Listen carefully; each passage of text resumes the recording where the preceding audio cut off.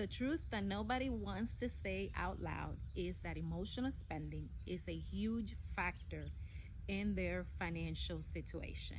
And if you ever dealt with it, or if you're dealing with it right now, you know how stressful it can be.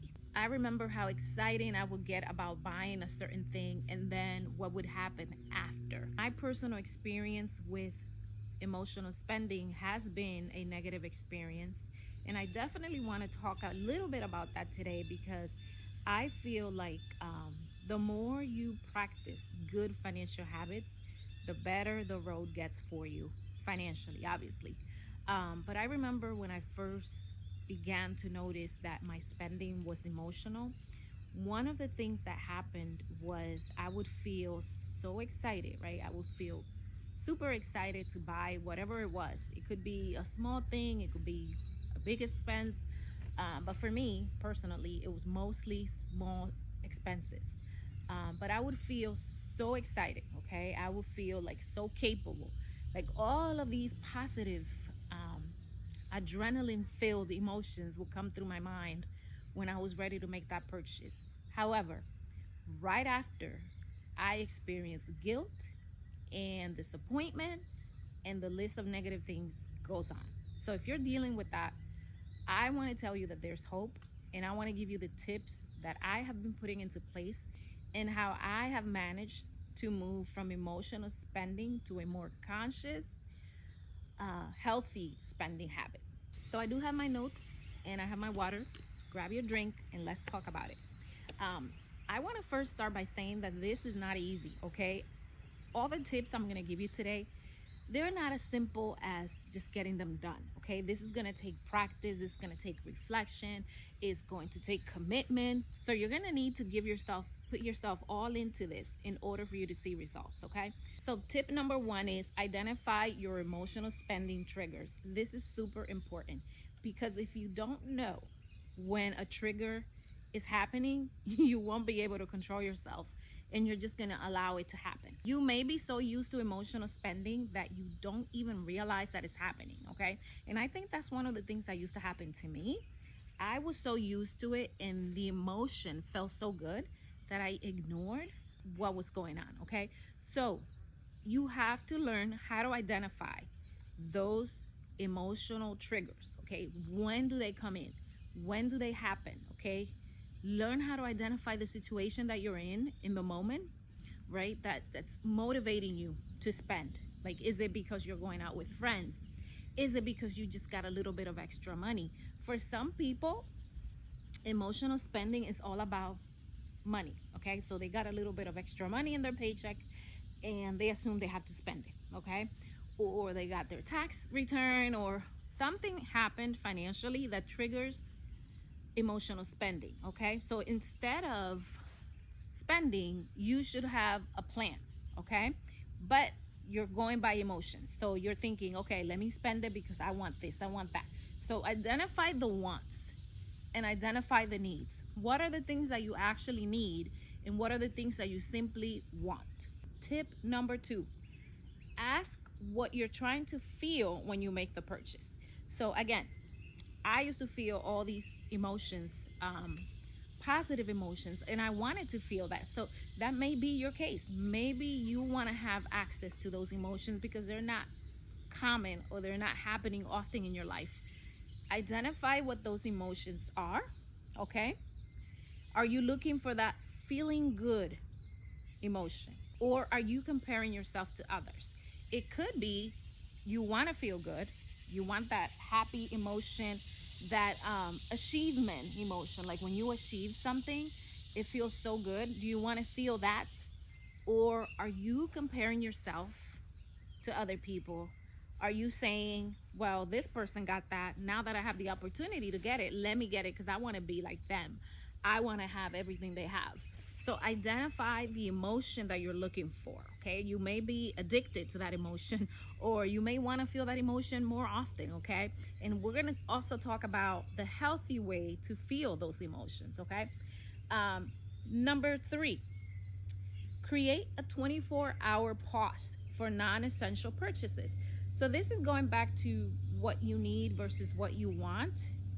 If it's something that you want and it's not an immediate need, give it at least 24 to 48 hours. Within that time frame, your your emotions are going to calm down. You're going to feel more at ease, and you're going to be able to decide better if you should or should not buy that thing. Okay, so allow your emotions to wear off. Basically, that's what this is.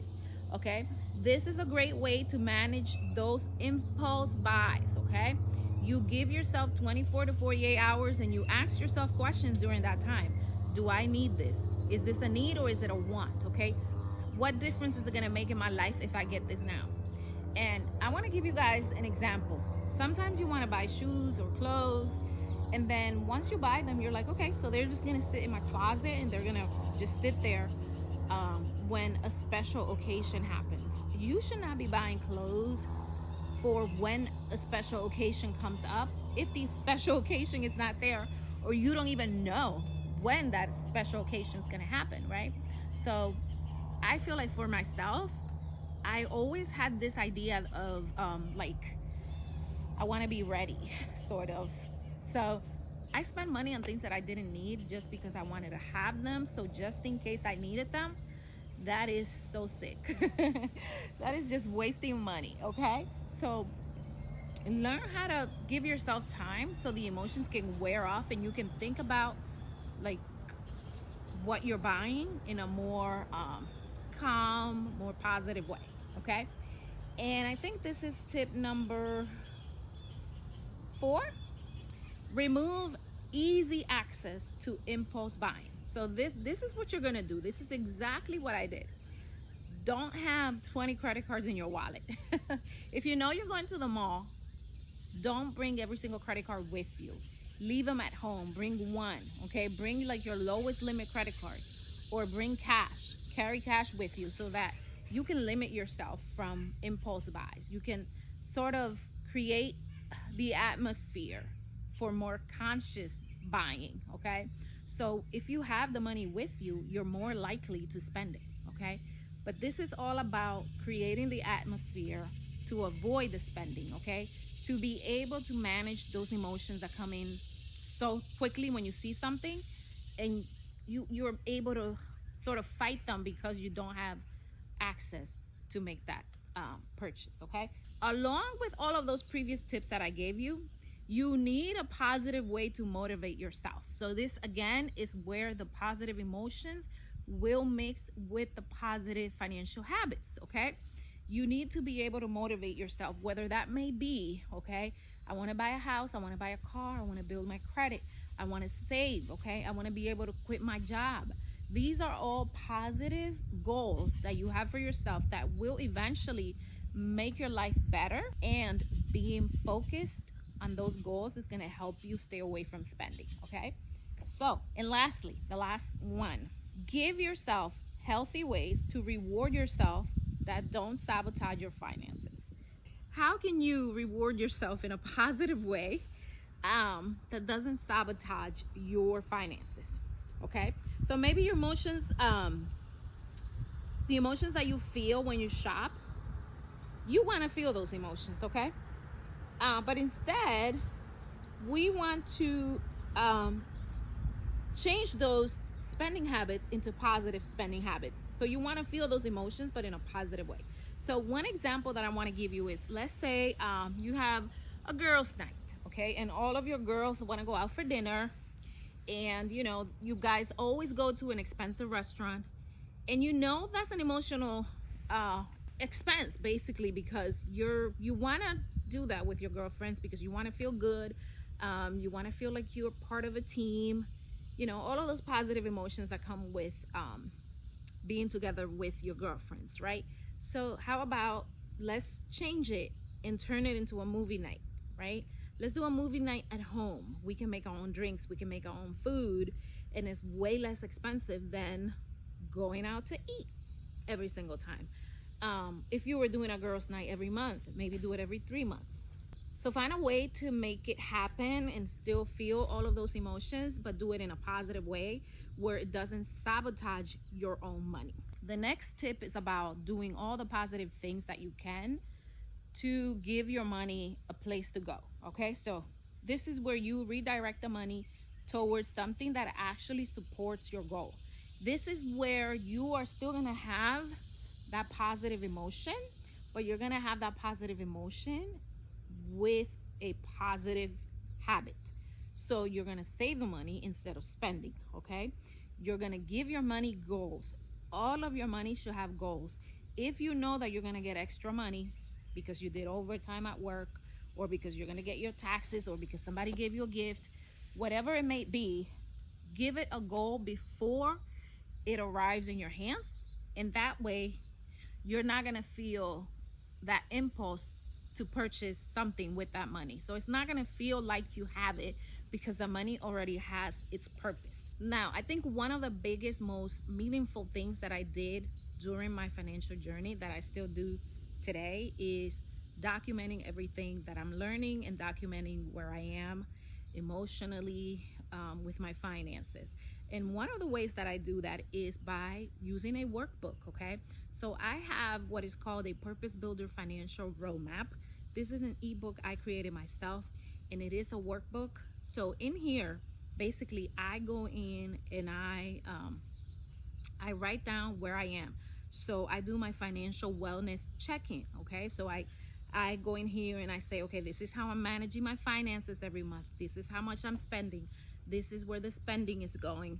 And it helps me see everything that I'm spending and why. And then I'm able to identify those expenses that are not needs, okay? Because I document what I'm doing, okay? And this is super helpful, okay? In here, I also write down something very important, and it is my financial stressors. So what are things that actually sort of stress me out financially, if that makes sense? Because identifying where you are financially, identifying your bad habits, is the only way that's going to help you build new habits, right? And have sort of like a plan for your money. So all of that, I do it in this ebook. I'm gonna link it in the description of this video if you want to go ahead and grab yours, because you'll be able to document all of those emotional expenses, but you're also going to document the positive things that you're doing so that you can continue to motivate yourself to do those positive things. One of the things I also do in this workbook is I write down my future vision. Okay, so where do I want to be financially? Because that helps you stay focused and that helps you stay motivated. So grab your copy. It's going to be in the link of this video, and I hope all of these tips were helpful. Leave me any questions you have in the comments, and I would be glad to come back and give you more tips. Blessings.